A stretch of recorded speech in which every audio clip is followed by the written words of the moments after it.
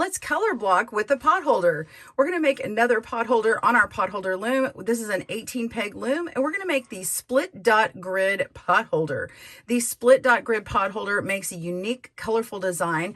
This design is a plain tabby weave with a bold color block between the field on the left and the field on the right. We've got a field on the left with lighter dots and then a field on the right with darker dots. The reverse is mirrored, and these work well with multiple squares put together and quarter turned, so turning every other square, and that will make a unique quilted fabric look if you want to make a larger project. We'll have written instructions in our video link down below, but if you would like to get the chart, you can get that. It's shared free under Creative Commons under Split Dot Grid, and we'll have a link in our blog to go directly there if you'd like that. Stay tuned, and we're going to make the Split Dot Grid today. Welcome to Goodknitkisses. We're all about helping you stitch your love and love your stitches.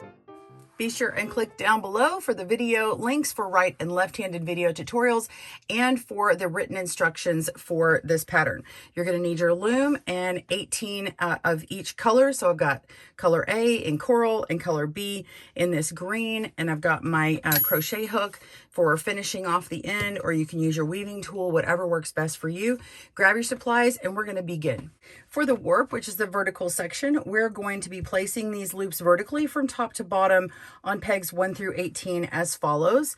So pegs 1 through 9, we're going to be in color A. So let's see, 1, 2,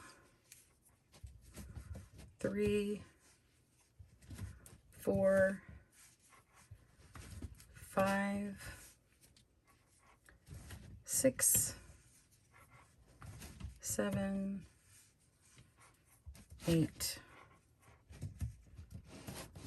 9, color A or contrast A, and then we have color B, and we're going to finish out the warp in here. So go ahead and lay all of your loops on your pegs.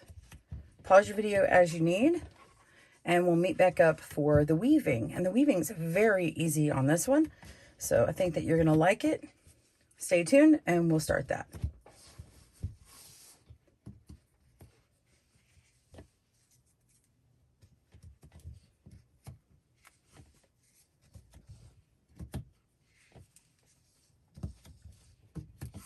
All right, there's my 9th one. And we're ready to begin our weave. This is an easy 2-row repeat. Yes, just 2 rows. So every other row, you're going to alternate your colors. You're going to begin with color A, whatever is on this side over here. And we're going to go under 1, place that loop, and go over 1, under 1. Make sure to grab both pieces and keep going. Under 1, over 1, across the whole row. Continue when you get to the next color, all the way across.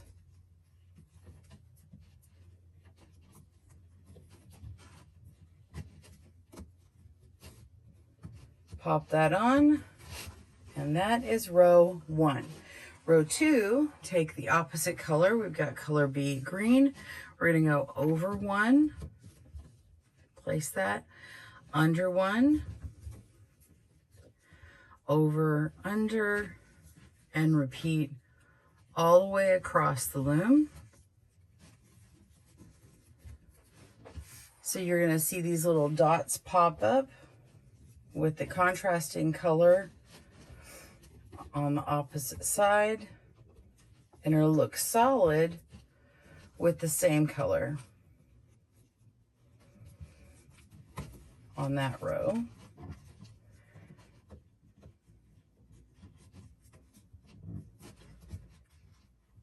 So you can see how a little dot appears in this color A up top on this side, and the little dot appears on color B on this side over here on the opposite. So it's going to look like every other row.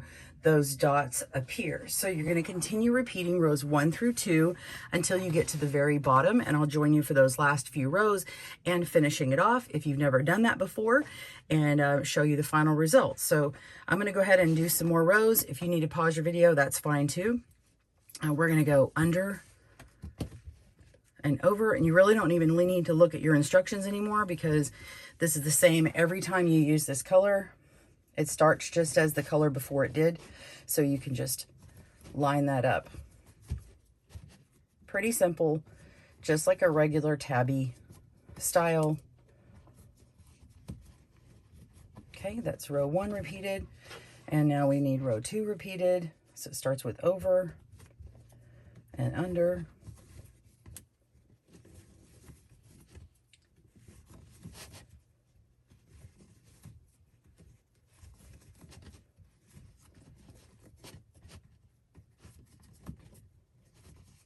Very quick, very easy. And there you have it. So keep going on that, and we'll see you soon for the remaining two rows. We'll see you there. All right, we've got 2 rows left. You can see all the dots start to appear. You can see it on the reverse as well. And we're going to jump in with our next row, which is color A. You're simply going to use your tool to pick up the loops that they're going to go underneath. So I like to pick up 2 or 3 at a time. I just use my crochet hook, set that down, and place it. So go ahead and do that to help yourself, and it works really well on that last row. Make sure that you're not twisting your loop so you can get it situated once you put that down, and start grabbing the rest of them and then work your last row. Pause your video. When we come back, I'll show you how to start binding this off. See you in a moment. Okay, we've got it completed, well, nearly, and we just need to bind off. If you've never done that with me before, I usually go all the way to the end over here, and there's this last peg right before the corner, or at the corner. I'm gonna go to the peg right after that, because we're gonna bind off on this line here, but I'm gonna go to the next one on this column here. And it's just the way that I do it to remember how to close it off at the end to get the right color coordinating piece, because no matter what my design is, it just makes it easier, and I know how I do it the same every time. We're going to pick up one corner and then the next corner, lift the back loop over the front loop, and that's it. You're just going to repeat that all the way around. So I'm going a little fast. If you like slower videos, I have some older videos on how to work a bunch of different ones on the loom, so click down below. They're all in order, and they kind of vary on how easy or hard they are, but they're pretty simple, but some of them have a little bit more complicated, going over and under a few at a time. So I hope you explore those. Be sure and tag me on Instagram with the ones that you've made. So I'm simply just going over one loop at a time, using my crochet hook to pick that up as I go. All right, and then we just go all the way around until the final loop, and then pull that through. And I'll show you how to fit that in into your corner here and finish that off. Pause your video, and I'll see you there. Okay, so we've got last 2 stitches. I've got one on the hook, and then we're going to pull this very last one off the loop, or off the peg. Hello.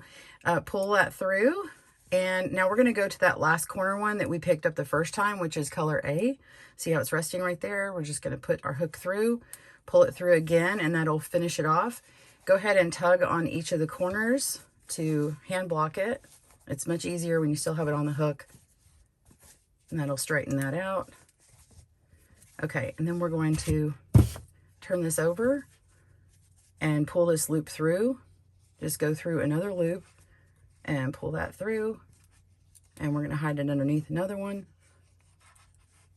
and pull it through, and go through as many as you can, and it'll bury that. Go through one going another direction if you need to, and there we go. And we are finished with the split dot grid.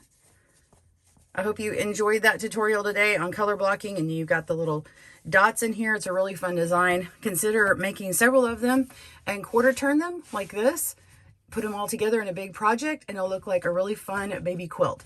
All right, well, thank you for joining me today. Again, a good knit kisses. Have a great day, and happy knitting and crochet and looming. Bye, everyone.